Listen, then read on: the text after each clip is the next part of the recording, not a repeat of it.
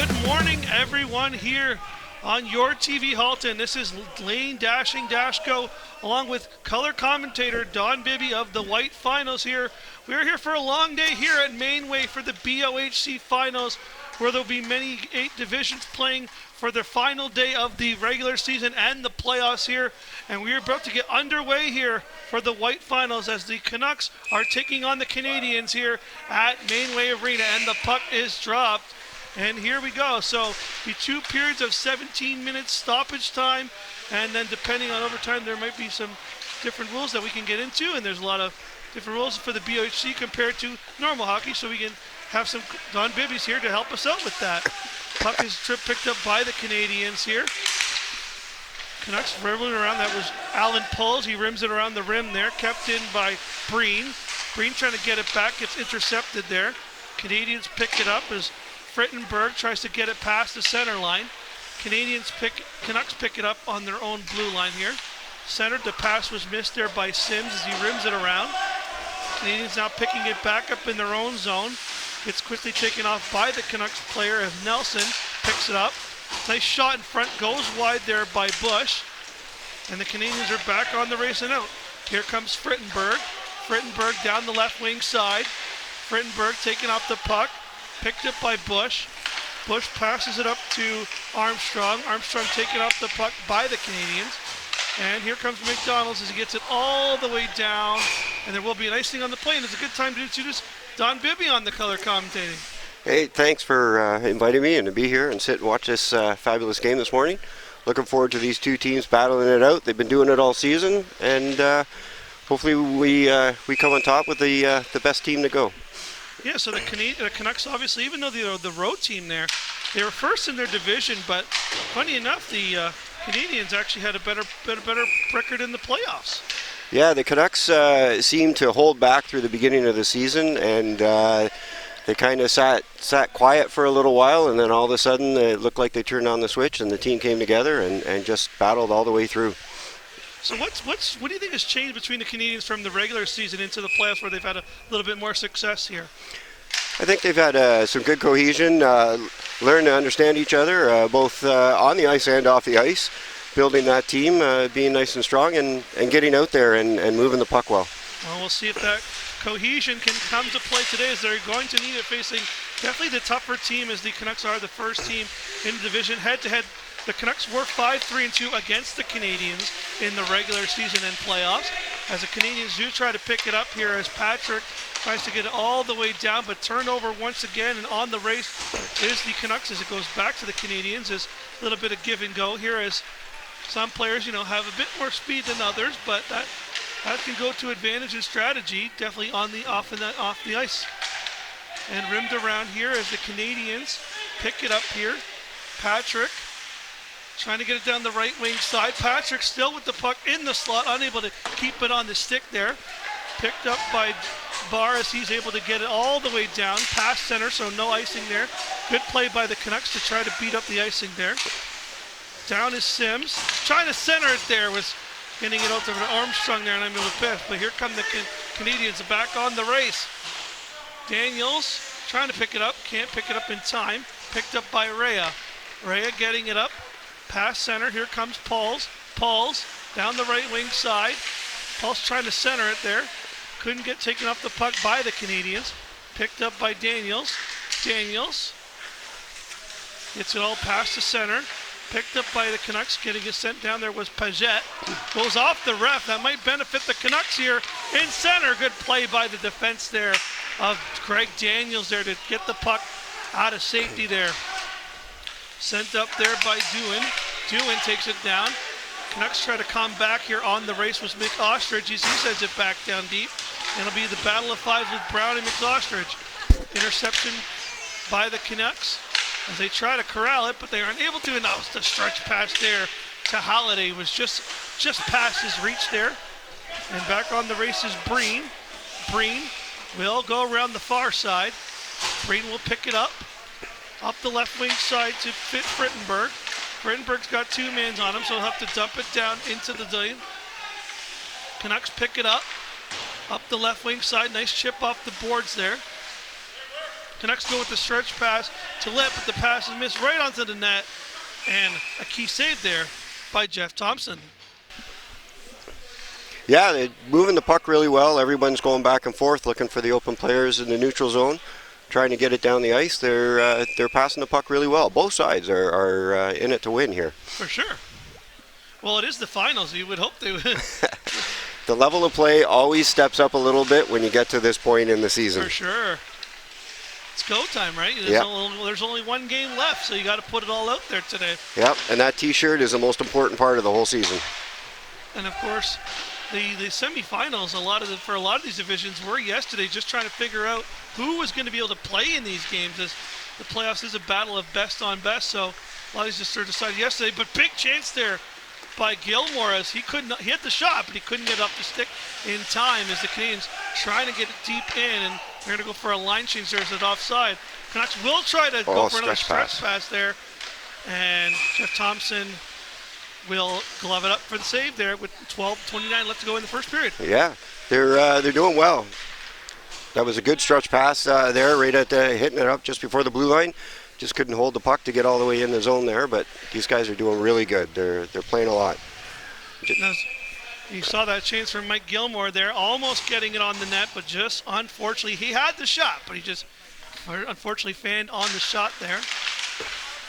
So here come the Canadiens again. Puck is at the center sloot, and the Canadiens could not get it. The Canucks could not keep it in. Sent there to Paul Swire. Swire will send it back over to Jeff Armstrong. Puck goes out of play, and the puck will come back into the Canucks zone here. Yeah, the interesting part through this season, even though the Canucks seem to have control of it through the whole season, is the Canadiens have the top 2 point leaders on their team for the division, with Fritmore and Gilmore, and those guys made a difference for that team to help bring them up. And we'll see the Frittenberg and Gilmore will be key players for the Canadiens today. See if they can be the difference maker. Who are the players for the Canucks we should be watching out for? Well, they got a few. We got Ray down there who likes to skate the puck. He gets the puck up the ice really well. Lots of speed behind him and gets going through. And on the back end, Pageant back on the blue line, he does really well with Fuchs, the two of them. Great guys. Oh, what a grab. What a save by Jeff Thompson, as that puck just floated on net. And a great chance, as you're going to see in a minute on the replay system here. Just a great grab. Look at that, moving the puck in. Shot and a tip. Oh. Went off the body. It looks like it went off of David Zanerke there, and it just went off the leg, and Jeff Thompson was able to grab that down. So great goalie awareness. Now, how big is a 1-goal lead in the BOHC? Is it a big difference? It can be a big difference. It can be a game changer for sure, and it puts the pressure on the other team right away. No, offside there by the Canucks, and unfortunately is offside there, so they will have to redo it with 11:18 left to go here in the first of 2 periods. Now, what is the difference between are there many rules difference between a championship game and a playoff game or a regular season game? No, we play with the same rules all season. We're an old-timers league. We often joke that we're just a step above the beer league, but same rules apply. Everybody's out there to make sure that they have a great game and enjoy the rest of their day without any injuries. There you go. So 11:02 as the puck goes out of play. So the Canadiens will get a key face-off here outside the right zone here. Face-off won by the Canucks. Can they get it out here? They'll rim it around. Was Hutter there. Hutter will get it up to McOstrich. McOstrich gets it up to Rea. Rea trying to get it in deep. Rea beats out the play. Gets it back to the point. And there's going to be a penalty there, as it's going to be a call for interference. Yeah, the first penalty of the game, a few minutes into the first period, but it gives the advantage for sure. We're gonna see some good 5-on-4 play, and we'll see what those results turn out. But this gives the Canadiens the first advantage of the game. Now, how many penalties do you typically see in a BO8, like a Burlington Old Timers hockey game typically?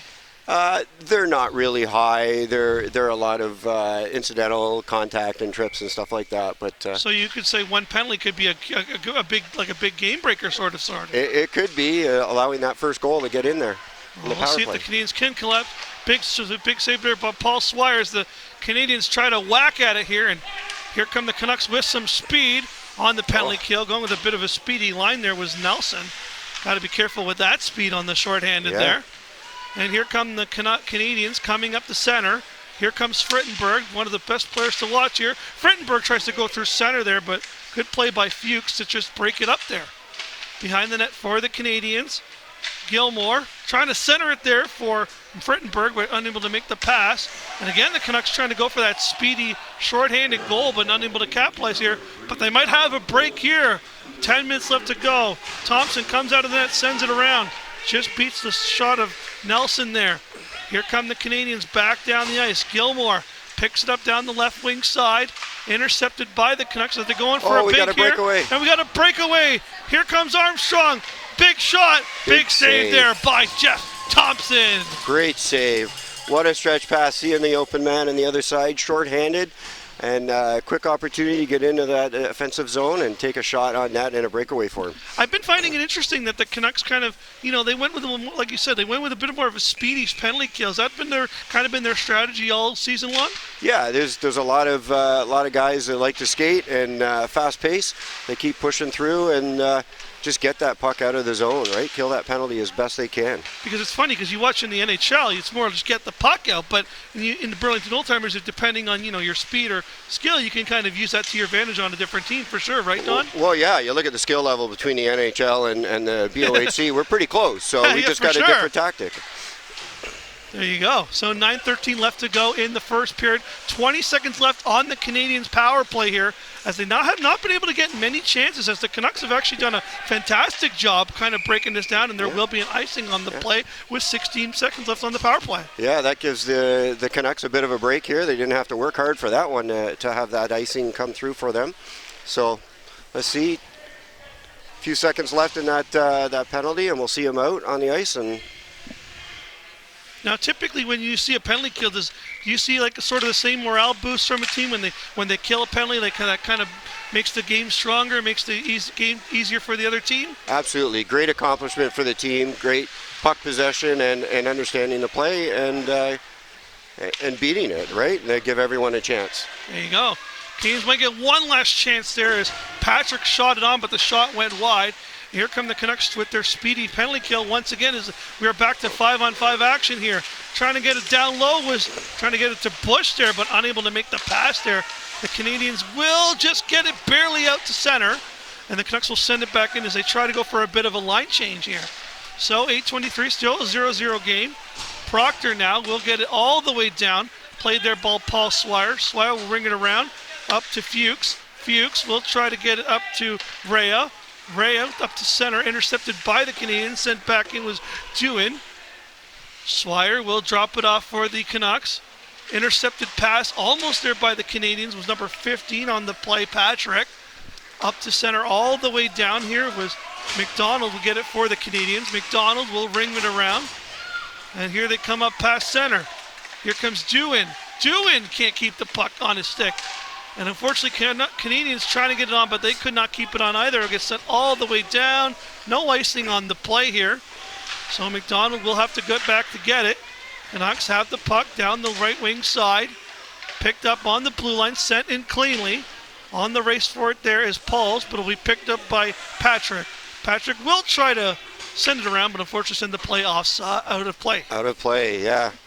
And unlike NHL, we don't get a delay of game penalty here for stuff like that, so we'll keep the puck drop in the zone. So that could be kind of an advantage then in a way, if hey, if there's someone coming towards me, I could just kind of shoot it out and stop play. Yeah, I'm not sure we think about that. I don't think we're that skilled to think about that, but yeah, absolutely right. Oh, big nice shot. Chance there, and it goes in! What a goal from the point. What a shot from the point. So Ian Fuchs with the first goal of the game. And just like that, with 7:17 left to go here in the first of two periods, the Canucks take the 1-0 lead. Yeah, great movement of the puck, and saw an opportunity from the point there to take that shot. Just great. Yeah, big chance there for Ian Fuchs to get the Canucks to lead here. So, like you said, we'll see if that's a big chance. But here are the Canadiens coming right back down, trying not to waste time. Down, centering, shot, equalizer. And they score! Just like that. In 13 seconds, we have a tie game here in the White Finals. And it just seems like business is about picking up here. Yeah, I was just going to say a few minutes ago, they killed the power play, the Canucks, and then come back with that beautiful goal. And what a quick return by the Canadiens. So Gilmore with the assist there. And Frittenberg. Frittenberg, like you said, Frittenberg might be the player to watch for the Canadiens there. Well, here we go. We're back to even. There you go. So just in the 7-minute mark, we pick up the first 2 goals of the game. And, of course, there was only 2 periods of 17-minute stoppage Oh, what a time. move. So Canucks, big chance there. Big save there by Jeff Thompson here. Canadiens will try to come down with an odd-man rush. Can they get there in time? A little bit of interference there by the Canucks, but not called. Oh, and he takes a hard hit there. We got a penalty coming. Big penalty coming up to the Canadiens. Can the Canucks capitalize here? And trying to tap it. He would like that, but see, Jeff Thompson not too happy about that. No, but it's all good. That one doesn't count. We got a penalty at coming in here, so. So a big hard hit coming here. There's a bit of interference by the Canucks player on the back end there that didn't get called, but this was a hard hit there by Mike Gilmore, who just did sit up at the goal, unfortunately, but now will be sitting in the box for 2 minutes or less, depending if the Canucks can capitalize here. And now we'll get to see Vancouver's power play and how they're going to do today. We'll see. And we'll see if the Canadiens go with a similar strategy. It looks like they have had, once again, another speedy penalty kill line here, as you got 13 up there. Maxwell, the captain of the team, stepping up there for the penalty kill, trying to get on top, swarming them in. But here come the Canucks with a bit of a break. In comes Armstrong. Sent back, shot. Big save by Thompson. He sends it into the corner, but Canucks do pick it up. Rebound chance in front. Armstrong back to the point. Back down. Down below. Back to Armstrong. Looking for the pass to Zanarkey. Can't handle the pass. Zanarkey trying to shoot it. Goes off a stick into the corner.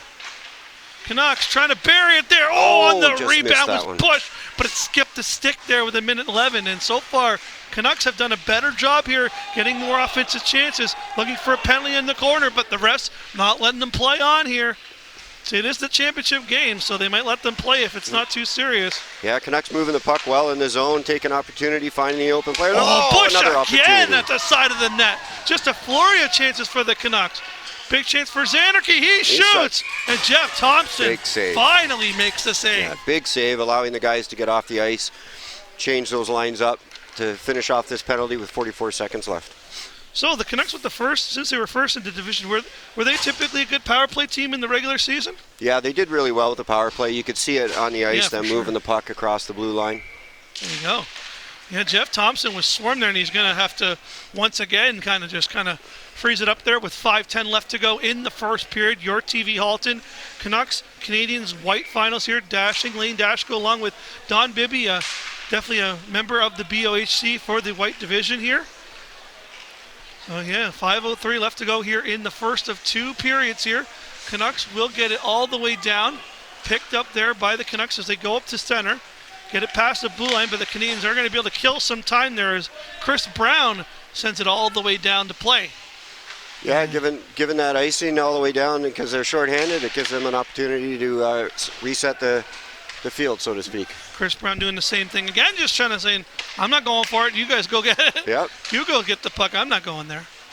A good play there to kill off some big time here. Oh, nice. Canucks might get one last chance centering. Shot goes wide there. So we are back to 5 we got on an 5. opportunity here. Got to be careful. All the way down. Gilmore tried to find that, and the goalie will come out to play, and they will call an icing on the play. What good vision to see Gilmore come out of that penalty box to try and hit him on the blue line with that puck. Well, like you said, it's all the speed game, right? If you know you got behind, if you can get that pass down and you got that speed advantage, you can kind of get a bit of a breakaway, as we've seen on previous plays. Yeah, absolutely. These guys are doing well, moving the puck, and they're heads up plays all the time. And that's what I mean. You know, even pretty skilled players, even for for the age that these guys are at, they still make pretty good plays and good passing, good skating so far here, even in the first game. And I'm sure we're going to see more of that today. Yeah, today will be full of lots of great plays, lots of great players, great teams. They're all here for a reason. They love hockey, right? Yep. So down the left wing side here come the Canadiens trying to pick it up here. As the Canadiens pick it up here, Frittenberg centering it down, trying to find Chris Brown. Trying to drop a pass there. Canucks read that play well there along the left wing side boards as both teams try to chip out of here. Here come the Canucks. Here comes a big of a stretch pass. Unable to handle it, but does get it back was Lit. Lit trying to send it back across there to Nelson. Unable to find him, but here come the Canadiens with some speed. Frittenberg shoots it off the stick. Frittenberg picks it back up though, taking off the stick. Down low is Gushlar down the left wing side. He gets it past center, and here was another big stretch pass for the Canucks. Lit down the left wing side, taking off, but coming in to support is Armstrong. He takes a hard hit to the boards as both men are down, so no one will be able to capitalize on it. Canucks trying to center it back to the point. Oh, and he just couldn't keep it in. So here come the Canucks once again pressing here with 2:48 left to go. Armstrong picks it up, and it's offside. Yeah, he was about 3 or 4 feet offside. He thought he'd make it a go with referee Walsh out there. He had the eye on that right away to stop the play. And there's no reviews, so if they miss it, you get a goal, right? Yeah. We the review comes from the benches. They're the ones that are helping with the refs get those plays. There you go. Well, Canucks do win the face-off. 2:41 left to go. Dumped in there by the Canucks. On the race forward is Breen. Breen will pick it up, send it around the boards, and it's out. It had a chance, but it unfortunately went out, so they'll have to redo the face-off. Absolutely. So we have a 1-1 game here so far. Canadiens were down, but they were able to answer pretty quickly. And tripped up there was number 9 on the play, Dewin, but no call on the play. Here comes Breen. Can't clear it. Right in center, got to get it out quickly there. As the Canadiens finally do get it past center. It's sent all the way back in, and Jeff quickly back on it here. Sent around. And here come the Canadiens up the left wing side. Nice stretch pass, trying to make some good stretch passes here. Taken off by the Canucks as they come on with a bit of a speed here. Here come the Canucks. Rea trying to center it there for Pauls. Big chance. Trying to find the rebound there was number 5, McOstrich. He can't keep it in. Canadiens trying to put some pressure on defensively, but the Canucks trying to press here for a late goal here in the first period. Here come the Canadiens. Missed pass there. Sent all the way down there was Pauls. Rims it around, picked up there by Breenis. He'll shoot it all the way down, and Canadiens are not going to beat up this icing, unfortunately. No, but they're moving the puck really well. Opportunities are going back and forth on both sides, so doing really well. But we'll take the draw down here in the Canadian zone. Maybe Vancouver in the last minute 27 might be able to tip the scales a little bit. Canucks had a good chance just recently. Unfortunately, it was right at the side of the net there with the net empty, but just couldn't find it on the stick here. And here come the Canadiens here. Send it past center, and it goes all the way down, and we'll have another icing on the play. Yeah. So 1:16 remaining here in the first period on your TV, Alton. BOHC White Finals today, as there will be 8 divisions playing for their last game here, all getting the trophy and then trying to come back for next season. Yep, absolutely. It's always nice to have bragging rights at the end of the season into next year. For sure.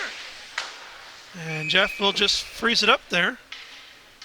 Now, I know all these guys are all good friends after the game. They all go hang out, right? Yeah, absolutely. We have a clubhouse across the road for the BOHC, and everybody ends up over there after these games and has a couple of pops and lots of talk about the game. Now, does the other team, does the winning team, as the losing team, do you have to buy somebody a pop? Is there like a little bit of a By the mistake or something? No, but they might have their own little side bets going on before the game. They might chat it up and some little friendly banter, right? Yeah, absolutely. If I win, you're buying banter. me steak, but if you win, you take me to McDonald's, right? It's kind of like that. That's right. Oh, good stretch pass across the ice. There you go.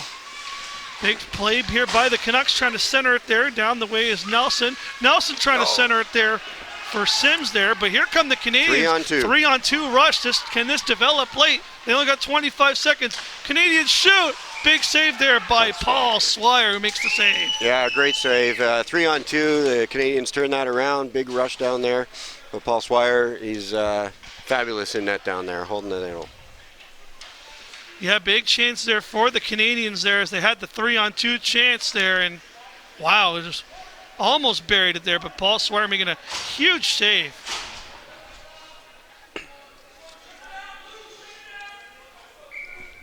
So 22 seconds left to go here in the first period.